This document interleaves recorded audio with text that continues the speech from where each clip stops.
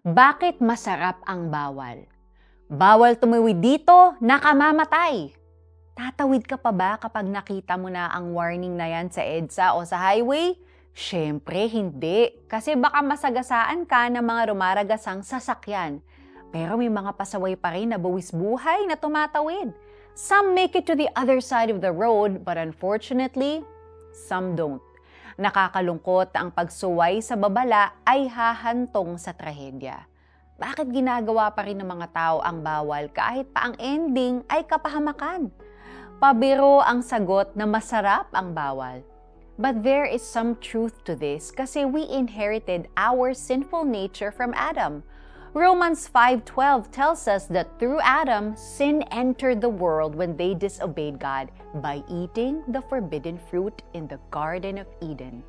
Sinful behavior comes naturally to every person. Pansinin mo na nga ang mga toddlers, kahit walang nagturo sa kanila, marunong na sila agad magdamot at mang-away. And if we examine ourselves, di ba mas madali mag-hate than to love? To think of self rather than the good of others? To be impatient, to judge, to sin? Maaaring mas madaling gawin, pero hahantong ito sa trahedya. Dahil ang kaparusahan ng kasalanan ay kamatayan. Yet God, in His grace, freed us from the penalty of our sins. For God presented Jesus as the sacrifice for sin.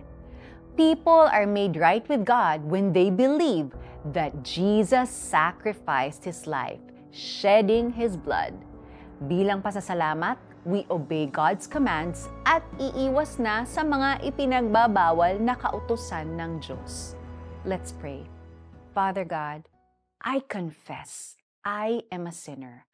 I acknowledge that because of my sinful nature, I cannot save myself. Please forgive me. I want to be right with you.